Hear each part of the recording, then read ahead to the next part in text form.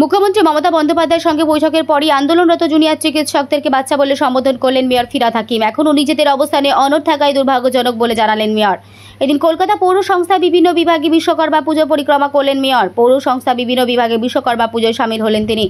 এদিন কলকাতা পৌর সংস্থার ইঞ্জিনিয়ার্সদের প্রতিবাদে নিয়ে মুখ খোলেন মেয়র ফিরহাদ হাকিম। তিনি বলেন, বিচার সবার চাই, কিন্তু যারা এটাকে নিয়ে অতিরঞ্জিত হচ্ছে তারা আসলে এটার হুজুগ তৈরি করার চেষ্টা করছে বলে ইঞ্জিনিয়ারদের বিক্ষোভে মিছিলকে পাল্টা কটাক্ষ করলেন মেয়র। তিনি বলেন, সুপ্রিম কোর্টে মামলা আছে, সিবিআই তদন্ত করছে, নিশ্চিত আমরা প্রকৃত দোষী দৃষ্টান্তমূলক শাস্তি পাবে।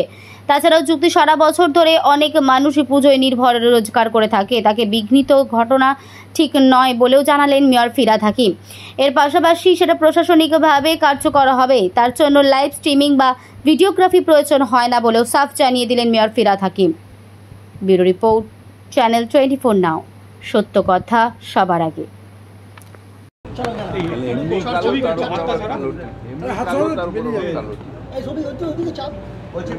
আজকে বিশ্বকর্মা পুজো শুরু হয়ে গেল, পুজোর মরশুম কলকাতা কর্পোরেশনও পুজো হচ্ছে। আমাদের কলকাতা কর্পোরেশনে বিভিন্ন ডিপার্টমেন্টে পুজো হচ্ছে।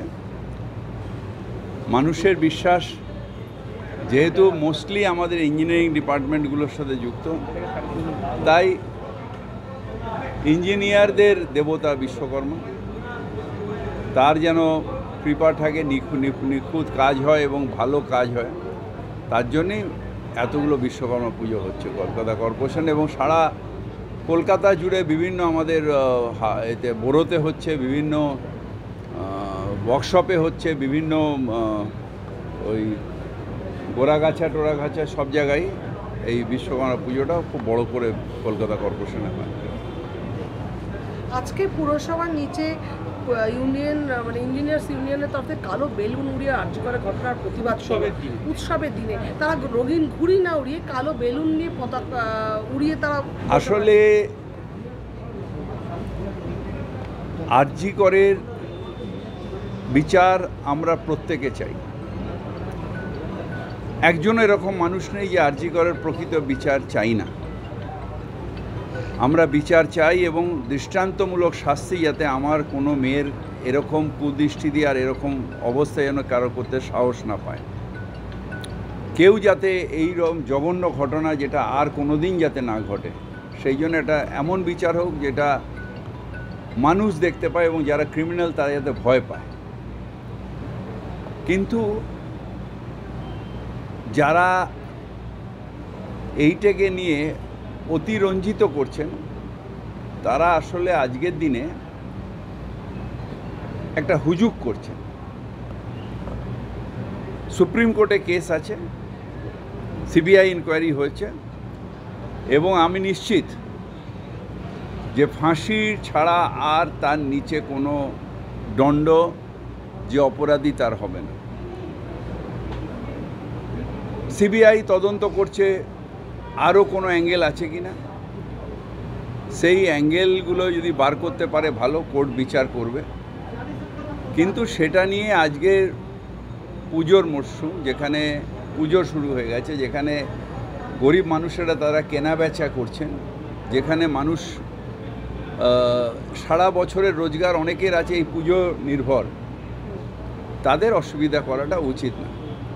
আমরা প্রত্যেকে চাই দৃষ্টান্তমূলক শাস্তি এবং আমাদের মেয়ের যে ধর্ষণ হয়েছে, যে হত্যা হয়েছে, তার প্রকৃত বিচার আমরা প্রত্যেকে চাই এবং আমি নিশ্চিত ভারতবর্ষের আইন, ভারতবর্ষের সর্বোচ্চ আদালতে যে আমরা বিচার পাব। এবং মুখ্যমন্ত্রীকে ধন্যবাদ জানাই যে কালকে বসে জুনিয়র ডাক্তারদের কি সুবিধা অসুবিধা দেখেছেন, যেগুলো উনি মনে করেছেন ঠিক সেই কাজগুলো করেছেন এবং সব সমস্যার সমাধান কালো বেলুন উড়িয়ে নয়, আলোচনার মধ্যে দিয়ে সমাধান করতে হবে এবং সেটাই হচ্ছে।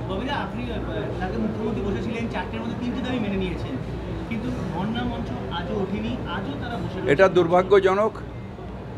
আমার মনে হয় গুড সেন্ট উইল প্রিভেল। তার কারণ হচ্ছে যে মুখ্যমন্ত্রী শুধু তাদের দাবি নয়, তাদের সুরক্ষার জন্য যা যা বলেছিলেন সেগুলো শুনেছেন এবং ব্যবস্থা নেবেন বলেছেন। সুতরাং আমার মনে হয় না যে আর এটার দরকার আছে আমাদের বিচারের ওপর এবং ইন্ডিয়ান কনস্টিটিউশনের ওপরে বিশ্বাস রাখা ভারতীয় হিসেবে আমাদের এটা কর্তব্য দায়িত্ব। মুখ্যমন্ত্রী প্রেস বিবৃতি দিয়েছেন, ওনারাও বেরিয়ে ডাক্তাররাও পালে প্রেস বিবৃতি দিয়েছে, তারপরে ওরা বলছে মৌখিক আশ্বাসে বিশ্বাস করব না, যতক্ষণ না স্টেপ হচ্ছে চোখের সামনে দেখছি ততক্ষণ একটা বিশ্বাস হেড করব অফ দি গভর্নমেন্ট যেটা বলেন সেটা হচ্ছে government order. Head of the government যেটা বলেন সেটা government order. Head of the ভারতবর্ষ মৌখিকভাবেই পুতিনের সাথে বাইডেনের সাথে কথা বলে আসেন, সেখানে লিখিত করে পুতিনের সাথে বা করেন না। যখন তারপরে সেটা যখন সেক্রেটারি লেভেলে যখন হয় তখন তাদের এক্সচেঞ্জ অফ ফাইল হয়, কিন্তু ঠিক করে আসেন হেড অফ দি গভর্নমেন্ট।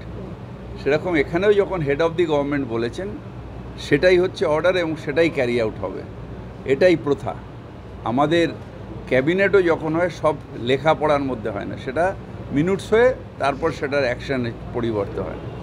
এটা ওরা হয়তো জানে না, ছোট ছোট বাচ্চা ছেলেমেয়ে, কিন্তু হেড অফ দ্য গভর্নমেন্ট বলা মানে সেটা গভর্নমেন্ট অর্ডার অটোমেটিক হয়ে গেল। ওরা বলছে যতক্ষণ না অ্যাকশন হচ্ছে ততক্ষণ আসলে এগুলো জানে না বাচ্চারা, আন্দোলন চালিয়ে বাচ্চারা জানে না, ফিরে আসা উচিত। যেটা কর্তব্য, যেটা শপথ, সেটা ফিরে আসা উচিত। আমরা 100 বার করে বলছি যে এর সাজা মৃত্যু ছাড়া অন্য কিছু হতে পারে না, আর বাদবাকি সব ব্যবস্থার আশ্বাস মুখ্যমন্ত্রী দিয়েছেন। এখন আর আমার মনে হয় না যে এটা চালিয়ে যাওয়া উচিত। তার কারণ দেখুন, গরিব মানুষ সাফার করছে, প্রান্তিক মানুষ সাফার করছে। যারা গভর্নমেন্ট হসপিটালে আসেন তারা প্রান্তিক মানুষ, গরিব মানুষ। তারা এসে পিজি হাসপাতালে আমি অনেককে এরকম ভর্তি করে যাদের আর অন্য কোনো উপায় নেই। আরজি করে এরকম মানুষ ভর্তি হন যাদের অন্য কোথাও যাওয়ার উপায় নেই। কিন্তু যারা অন্য অন্য হসপিটালে ডাক্তারবাবুরা প্র্যাকটিস করেন তাদের তো অসুবিধা হচ্ছে না। যারা অ্যাফোর্ড করতে পারে যে পেশেন্টরা, তাদের তো কোনো অসুবিধা হচ্ছে না, তারা তো বড় হসপিটালগুলোতে যাচ্ছে, সেগুলো খোলা আছে। উল্টো সেই সব ওপিডিতে সেই সব জায়গায় ভিড় বেড়ে গেছে। যেহেতু গভর্নমেন্ট সার্ভিস পাচ্ছে না অনেকে, সেখানে ভিড় বেড়ে যাচ্ছে। প্রাইভেট হসপিটালে দেখবেন মুনাফা বেড়ে গেছে। সুতরাং গরিব মানুষের ওপর এখনও ওনাদের বোঝা উচিত যে দে আর সার্ভিং দি পুয়ার পিপল। সুবিচার হবে, বিচারের বাণী নীরবে নিভৃতে কাঁদবে না, কিন্তু তাদেরও বিচার করা উচিত এই গরিব দুঃখীদের স্বার্থে।